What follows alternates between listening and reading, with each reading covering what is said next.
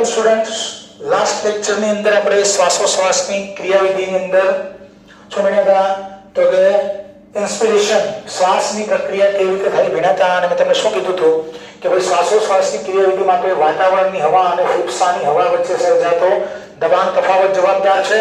અને આવો દબાણ તફાવત સર્જવામાં આપણે કોણ મદદ કરે? તો કે ઉરોદર પટલ અને આંતરપાંસળી સ્નાયુઓ. અને એના બે પ્રકાર હતા, internal inner costal muscle, that is IICM, and external inner costal muscle, that is EICM. તો શ્વાસની પ્રક્રિયા આપણે ભણ્યા હતા કે શ્વાસની પ્રક્રિયામાં કોણ ભાગ લેશે? તો કે શ્વાસની પ્રક્રિયામાં ઉરોદર પટલ અને EICM, external inner costal muscle જે છે ભાગ લે છે. બરાબર? અને શ્વાસની પ્રક્રિયા દરમિયાન આ બંનેનું ઉરોદર પટલ અને EICM નું સંકોચન થશે. અને સંકોચન થશે એટલે ઉર્વશીય ગુહાનું કદ વધશે. ઉર્વશીય ગુહાનું કદ વધશે તો ફેફસાનું કદ વધશે. ફેફસાનું કદ વધશે તો એની અંદર રહેલી હવાનું દબાણ ઘટશે. અને દબાણ ઘટશે એટલે વાતાવરણની હવા પોતાના વધુ દબાણથી ઓછા દબાણ તરફ ફેફસાની અંદર જેથી દાખલ થશે. અને જેને આપણે બોલતા હતા શ્વાસ. બરાબર? સામાન્ય શ્વાસની પ્રક્રિયામાં ઉરોદર પટલ અને EICM ભાગ લે. અને દબાણપૂર્વક શ્વાસની પ્રક્રિયામાં શું કીધું મેં તમને? દબાણપૂર્વક શ્વાસની પ્રક્રિયામાં ઉરોદર પટલ અને EICM સિવાય ઉર્વશીના સ્નાયુઓ, ખભાના સ્નાયુઓ અને ગળાના સ્નાયુઓ, ત્રણેના નામ મેં તમને લખાવેલા છે. ત્રણ સ્નાયુઓ પણ દબાણપૂર્વક શ્વાસ લેવાની જ્યારે વાત હશે ત્યારે ભાગ લે છે. હવે આજે આપણે વાત કરીએ એક્સપિરેશનની, એટલે કે ઉશ્વાસની. એક્સપિરેશન, ઉશ્વાસ.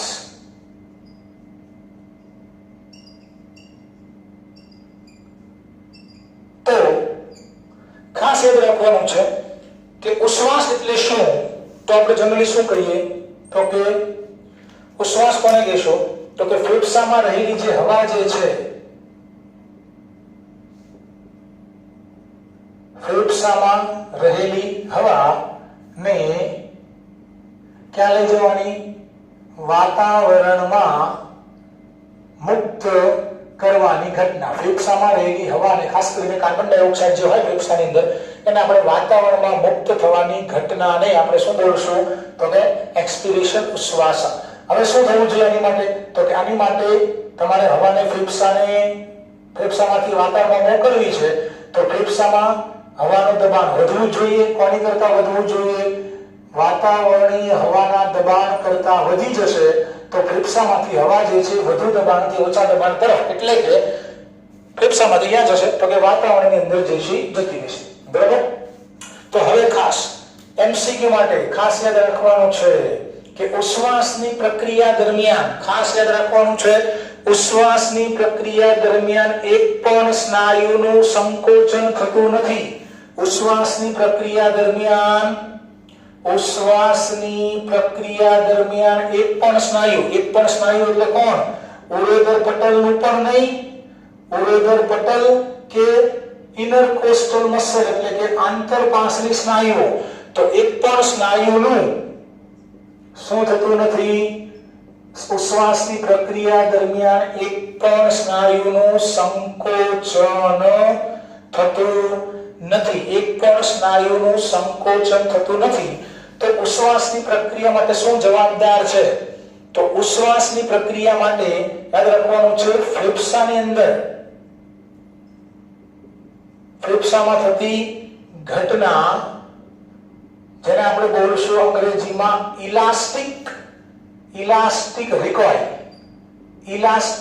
રિકોઇલ નામની ઘટના જવાબદાર છે. તમને પૂછાય ઇલાસ્ટિક રિકોઇલ એટલે શું?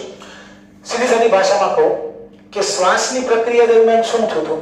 કે ભાઈ શ્વાસની પ્રક્રિયા દરમિયાન ઉરોદર પટલનું સંકોચન થતું. એટલે ઉરોદર પટલ ક્યાં ગયો? નીચે. એ જ રીતે એક્સટર્નલ ઇનર કોસ્ટલ મસલ, આંતરપાંસળી સ્નાયુઓનું પણ શું થતું? સંકોચન. એટલે પાછળ પિંજર ક્યાં ખસ્યું હતું? ઉપર. તો ઉરોદર પટલ શ્વાસમાં નીચે રહ્યો છે, પાછળ પિંજર શ્વાસની પ્રક્રિયામાં ઉપર તરફ ખસ્યું છે. હવે ઉશ્વાસની પ્રક્રિયા દરમિયાન શું થશે? આ બંને જે છે, ઉરોદર પટલ જે નીચે ગયો હોય એ પોતાની મૂળ સ્થિતિમાં પાછો આવશે. મૂળ સ્થિતિમાં પાછો આવે છે, મૂળ સ્થિતિથી ઉપર જતો નથી. એટલે આપણે શું બોલશું? માત્ર ને માત્ર એનું વિકોચન બરાબર. ઉરોદર પટલ પોતાની મૂળ જગ્યાએ પાછો આવશે, પાછલી સ્નાયુ જે છે પણ પોતાની મૂળ જગ્યાએ શું જશે? પાછા જશે. એટલે ઉશ્વાસની પ્રક્રિયા માટે એક પણ સ્નાયુનું સંકોચન કરવાની ઘટના જવાબદાર નથી. ઇલાસ્ટિક રિકોઇલ કોને કહેવાય? કે ઉરોદર પટલ અને આંતરપાસલી સ્નાયુનું સંકોચન થી, એટલે કે રબર બેન્ડ છે, રિંગ હોય રબર બેન્ડ, તો રબર બેન્ડને તમે ખેંચશો, તેને આપણે બોલશું સંકોચન. તો ઉરોદર પટલ અને એક્સટર્નલ ઇનર કોસ્ટલ મસલ નું શું થયું? સંકોચ. તમે રિંગને ખેંચી, સંકોચન. શ્વાસની પ્રક્રિયા દરમિયાન ઉશ્વાસ કરતી વખતે શું કરી દેશો? તો ઉશ્વાસ કરતી વખતે રિંગને તમે છોડી દેશો, એટલે ઉરોદર પટલ પોતાની મૂળ સ્થિતિએ પાછો આવશે અને EICM પણ પોતાની મૂળ સ્થિતિએ પાછા આવશે. તો પાછા જતી વખતે આપણે રિંગને છે સામેથી પ્રેશર કરવાની જરૂરિયાત નથી, તમે ખેંચીને તમે છોડી દેશો એટલે વળી પાછી પોતાની મૂળ સ્થિતિમાં પાછી જશે. એને આપણે શું બોલશું? ઇલાસ્ટિક રિકોઇલ. બરોબર. ઇલાસ્ટિક રિકોઇલ. રિંગને તમે ખેંચી શ્વાસની પ્રક્રિયા દરમિયાન એવી ઘટના થઈ અને ઉશ્વાસમાં તમે ખાલી શું કરી દેશો? એને છોડી દેશો એટલે વળી પાછી પોતાની મૂળ સ્થિતિમાં પાછી જશે, એટલે ઉશ્વાસની પ્રક્રિયા જે છે થશે. યાદ રાખવાનું છે, એક પણ સ્નાયુનું સંકોચન થતું નથી. શું થાય છે? તો કે શ્વાસની પ્રક્રિયા દરમિયાન જે ઉરોદર પટલનું સંકોચન થયું હોય અને એક્સટર્નલ ઇનર કોસ્ટલ મસલનું જે સંકોચન થયું હોય એ પોતાના મૂળ સ્થાને, મૂળ જગ્યાએ શું થશે? પાછા ફરે છે. સંકોચન થતું નથી. યાદ રાખજો, એક પણ સ્નાયુનું ઉરોદર પટલ કે આંતરપાસની સ્નાયુનું સંકોચન થતું નથી. માત્ર કેવી ઘટના છે? ઇલાસ્ટિક રિકોઇલ, કે શ્વાસમાં તમે રિંગને ખેંચી ઉશ્વાસમાં ખાલી મૂકી દેશો એટલે ઓટોમેટિકલી જે છે એ પાછા જશે, એટલે ઉર્વશી ગુહાનું કદ ઘટી જશે અને ઉશ્વાસની પ્રક્રિયા જે છે એ થશે. તો એક પણ સ્નાયુનું સંકોચન થતું નથી અને ઇલાસ્ટિક રિકોઇલની ઘટના જવાબદાર છે. શું થશે? તો હવે ભણીએ ડિટેલમાં કે ઉરોદર પટલ જેનું શ્વાસમાં સંકોચન થયું હોય એ ઉરોદર પટલનું હવે શું થશે? તો કે ઉરોદર પટલનું વિકોચન થાય. ઉરોદર પટલનું વિકોચન થશે. ઉરોદર પટલનું વિકોચન થાય એટલે પોતાની મૂળ સ્થિતિ તરફ પાછો ફરે, એટલે ઉરોદર પટલ ઉપર તરફ ખસે છે. હવે ઉરોદર પટલ ઉપર તરફ ખસે, કાલ આપણે વાત કરી હતી કે ઉરોદર પટલ શ્વાસમાં આમ જશે તો કદ કેમ વધ્યું? આમ વધતું હતું. તો હવે ઉરોદર પટલ નીચેથી પોતાના મૂળ સ્થાને પાછો જશે એટલે ઉર્વશી ગુહાનું કદ અગ્ર પશ્વ છેડે ઘટશે. તો ઉરોદર પટલનું વિકોચન થાય, ઉરોદર પટલ વળી પાછો ઉપર તરફ ખસે એટલે શું લખીશું આપણે? ઉર્વશીય ગુહાનું કદ. ઉર્વશીય ગુહાનું કદ અગ્ર પશ્વ છેડે શું થાય છે? ઘટે છે. એ જ રીતે જે રીતે અહીંયા થશે એ જ રીતે એવું શેમાં થશે? તો કે external inner coastal muscle. External inner coastal muscle બાહ્ય આંતરપાસલી સ્નાયુઓનું પણ જેનું શ્વાસમાં સંકોચન થયું હોય એનું પણ હવે શું થશે? વિકોચન થશે. આનું વિકોચન થાય એટલે પાસળીઓ જે ઉપર તરફ ખસી હોય એ પાસળીઓ હવે વળી પાછી ક્યાં ખસે છે? નીચે તરફ ખસે છે. પાસળીઓ નીચે તરફ ખસે, આમ ગઈ હોય હવે પાછી જશે એટલે ઉર્વશી ગુહાનું કદ કેમ ઘટશે? પૃષ્ઠવક્ષ બાજુએ વધ્યું હોય. હવે ઉશ્વાસની પ્રક્રિયા દરમિયાન ઉર્વશી ગુહાનું કદ પૃષ્ઠવક્ષ બાજુએ ઉર્વશીય ગુહાનું કદ પૃષ્ઠવક્ષ બાજુએ શું થાય છે? ઘટે છે. એટલે કહેવાનો મતલબ શું થયો?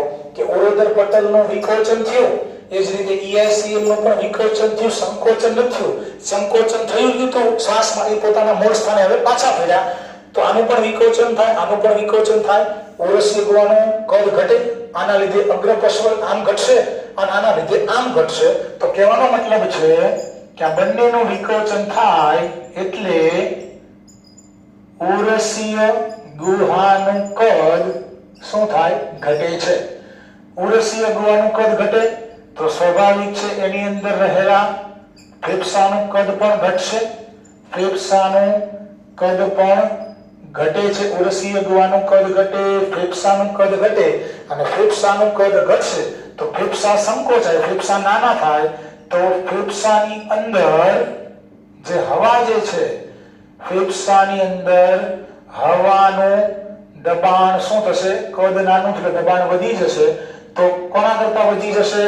તો કે વાતાવરણીય હવાનું દબાણ એની સાપેક્ષે ઓછું હોય તો હવા પોતાના વધુ દબાણથી પોતાના ઓછા દબાણ તરફ એટલે કે ફેફસામાંથી વાતાવરણમાં જશે, જેને આપણે બોલશું ઉશ્વાસ, અને લગભગ 3 સેકન્ડનો સમયગાળો થશે. અને યાદ રાખવાનું છે ઉશ્વાસ જે છે એ કેવી પ્રક્રિયા છે? નિષ્ક્રિય પ્રક્રિયા છે. શું કામ નિષ્ક્રિય પ્રક્રિયા કીધું? તો અહીંયા એક પણ સ્નાયુનું સંકોચન જે છે થતું નથી. તો આ વાત થઈ ગઈ સામાન્ય ઉશ્વાસની. પણ જે રીતે આપણે આગલા લેક્ચરમાં ભણ્યા હતા સામાન્ય શ્વાસ અને દબાણપૂર્વક શ્વાસ જ્યારે લેવો હોય ત્યારે બીજા સ્નાયુઓ પણ સંકળાય. તો અહીંયા એમસીક્યુ માટે ખાસ યાદ રાખવાનું છે કે જ્યારે તમારે ખેંચીને હવા બહાર કાઢવી હોય, દબાણપૂર્વક ઉશ્વાસ કરવો હોય તો દબાણપૂર્વક ઉશ્વાસની અંદર કોણ ભાગ લે છે? તો કે દબાણપૂર્વક ઉશ્વાસ જ્યારે કરવો હોય ત્યારે એની અંદર ઉરોદર પટલ અને આઈઆઈસીએમ ખાસ યાદ રાખવાનું છે. અંતઃ આંતરપાંસળી સ્નાયુઓ પ્લસ પેટના સ્નાયુ, જેને આપણે બોલશું ઉદરીય સ્નાયુ. પેટના સ્નાયુ, ઉદરીય સ્નાયુ પણ દબાણપૂર્વક ઉશ્વાસની વાત છે. સામાન્ય ઉશ્વાસમાં તો ઉરોદર પટલ ને ઈઆઈસીએમ નું વિકોચન થાય, સંકોચન તો કોઈનું ન થાય. પણ જ્યારે તમારે દબાણપૂર્વક ઉશ્વાસ કરવો છે, ખેંચીને હવા બહાર કાઢવાની વાત છે, ત્યારે દબાણપૂર્વક ઉશ્વાસ માટે યાદ રાખવાનું છે ઉરોદર પટલ, આઈઆઈસીએમ અને સાથોસાથ એબ્ડોમિનલ મસલ. એબ્ડોમન મસલ એટલે કે પેટના સ્નાયુઓ પણ જે છે એ દબાણપૂર્વક ઉશ્વાસમાં શું કરશે? મદદ કરશે. તો ઉરોદર પટલ અહીંયા ભૂલ ન કરતા આઈઆઈસીએમ છે. દબાણપૂર્વક ઉશ્વાસની અંદર ઉરોદર પટલ, આઈઆઈસીએમ અને પેટના સ્નાયુઓ જે છે એનો ઉપયોગ જે છે. આવું ક્યારે થશે? તો કે ભાઈ ખાંસી થઈ ગઈ હોય, ખાંસી, કફ કે યોગ અભ્યાસ દરમિયાન આપણે એવું કહી શકીએ કે ખાંસી, કફ અને યોગ કરતી વખતે જ્યારે આપણે દબાણપૂર્વક હવા બહાર કાઢવી હોય ત્યારે આપણે ઉરોદર પટલ, આઈઆઈસીએમ અને પેટના સ્નાયુઓ આપણને દબાણપૂર્વક ઉશ્વાસમાં શું કરશે? મદદ જે છે એ કરશે. તો 4 વસ્તુની આપણે વાત કરી. એમસીક્યુ માટે ફરીવાર કહું છું, સામાન્ય શ્વાસ, દબાણપૂર્વક શ્વાસ, સામાન્ય ઉશ્વાસ અને દબાણપૂર્વક ઉશ્વાસ. તો ટેબલ બનાવી દઈએ. એમસીક્યુ માટે બરોબર ખાસ યાદ રાખવાનું છે, ટેબલ બનાવી દઈએ. એમસીક્યુ માટે ભાઈ સામાન્ય શ્વાસ, દબાણપૂર્વક શ્વાસ. તો પહેલા આપણે વાત કરી લઈએ સામાન્ય શ્વાસની પ્રક્રિયામાં કયા સ્નાયુઓ ભાગ લે. એ જ રીતે સામાન્ય ઉશ્વાસ, અહીંયા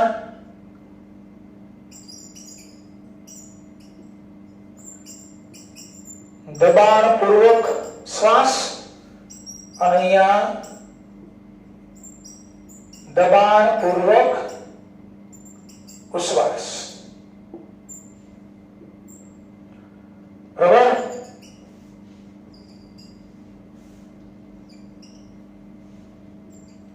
તો સામાન્ય શ્વાસની અંદર કોણ ભાગ લેશે? તો કે સામાન્ય શ્વાસની અંદર કયા તમે કીધા હતા? તો કે સામાન્ય શ્વાસની અંદર ઉરોદર પટલ અને આંતરપાંસળી, એમાં પણ કયા આંતરપાંસળી સ્નાયુ? એક્સટર્નલ, બાહ્ય, એક્સટર્નલ ઇનર કોસ્ટલ મસલ. તો સામાન્ય શ્વાસમાં ઉરોદર પટલ અને ઈઆઈસીએમ નું શું થાય? સંકોચન થાય.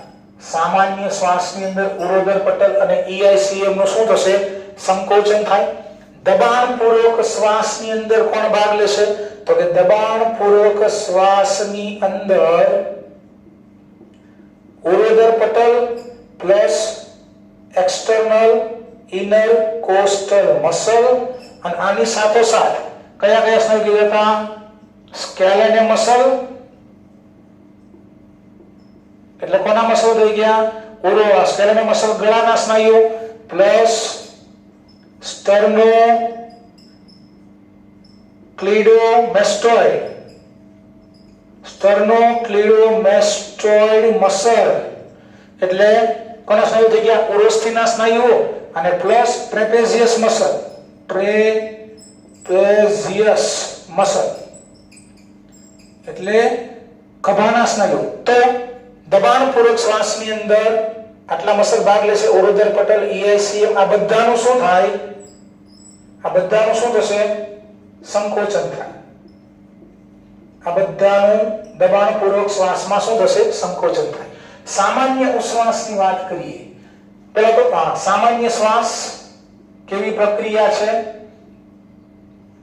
શ્વાસ જે છે એ સક્રિય પ્રક્રિયા છે.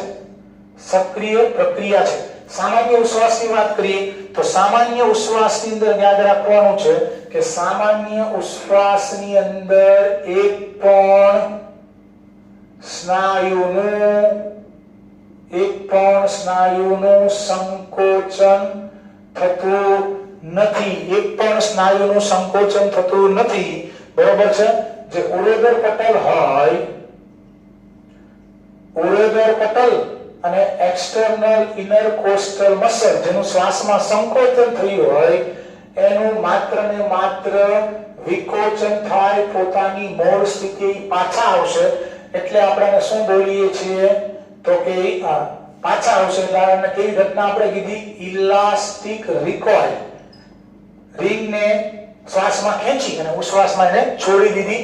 ઇલાસ્ટિક રિકોઇલ વાળી પ્રક્રિયા થશે અને એક પણ સ્નાયુનું સંકોચન થતું નથી. એટલે ઉશ્વાસ જે છે એ નિષ્ક્રિય પ્રક્રિયા છે. પણ જ્યારે દબાણપૂર્વક ઉશ્વાસની વાત આવે છે, દબાણપૂર્વક ઉશ્વાસની અંદર કોણ ભાગ લેશે? તો કે દબાણપૂર્વક ઉશ્વાસની અંદર ઉરોદર પટલના સ્નાયુઓ પ્લસ અહીંયા ભૂલ થાય છે ઇન્ટરનલ ઇનર કોસ્ટલ મસલ, અંતઃ આંતરપાસલી સ્નાયુઓ પ્લસ પેટના સ્નાયુ એબ્ડોમિનલ મસલ્સ. તો દબાણપૂર્વક ઉશ્વાસની અંદર ઉરોદર પટલ, IICM અને પેટના સ્નાયુઓનું શું થાય? સંકોચન થાય. એટલે સામાન્ય ઉશ્વાસ નિષ્ક્રિય પ્રક્રિયા છે, પણ દબાણપૂર્વક ઉશ્વાસ જે છે એ સક્રિય પ્રક્રિયા છે, કારણ કે એમાં શું થાય? સંકોચન થાય. તો સામાન્ય શ્વાસ સક્રિય છે, દબાણપૂર્વક શ્વાસ પણ સક્રિય પ્રક્રિયા છે, દબાણપૂર્વક ઉશ્વાસ પણ સક્રિય પ્રક્રિયા છે, પણ સામાન્ય ઉશ્વાસ નિષ્ક્રિય પ્રક્રિયા છે, જેની માટે ઇલાસ્ટિક રિકોઇલ ઘટના જે છે એ જવાબદાર છે. તો વેરી ઇમ્પોર્ટન્ટ લેક્ચર્સ, અને આ જે છે તમારી નીટની એક્ઝામ માટે મહત્વનું છે. બરોબર છે? તો શ્વાસ આપણે આગળના લેક્ચરમાં ભણ્યા હતા અને આજે આપણે ભણી ગયા ઉશ્વાસની પ્રક્રિયા. બરાબર? કે ઉશ્વાસ કેવી રીતે થશે? એક પણ સ્નાયુનું સંકોચન થતું નથી, ઇલાસ્ટિક રિકોઇલ ઘટના જવાબદાર છે.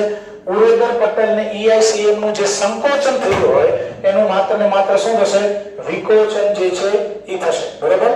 અને આ ખાસ આ ચાર વસ્તુ તમારે MCQ માટે યાદ રાખવાની છે. તો અહીંયા શ્વાસોશ્વાસની ક્રિયાવિધિ વિશે આપણે સંપૂર્ણપણે ભણી ગયા અને હવે નેક્સ્ટ લેક્ચરની અંદર આપણે કદના મૂલ્યો, ફેફસાની આરપાર થતી હવાનું કદ કોના વડે માપી શકાય, કયા સાધન વડે માપી શકાય, અને એને અલગ અલગ શબ્દો આપેલા છે કે ભાઈ સામાન્ય શ્વાસમાં નીકળતી હવાને શું કહેવાય, સામાન્ય ઉશ્વાસમાં નીકળતી હવાને શું કહેવાય, સામાન્ય શ્વાસમાં લીધેલી હવાને શું કહેવાય, દબાણપૂર્વક શ્વાસ લ્યો એનું કદ કેટલું હોય, દબાણપૂર્વક ઉશ્વાસ કરો એનું કદ કેટલું હોય. તો શ્વાસના કદ, શ્વાસમાં લેવાતા વાયુના કદ વિશે અમુક શબ્દો આપણી બુકમાં આપેલા છે. બરોબર? તો એના વડે આપણે હવે નેક્સ્ટ લેક્ચરની અંદર જે છે વિગતવાર અભ્યાસ જે છે કરીશું.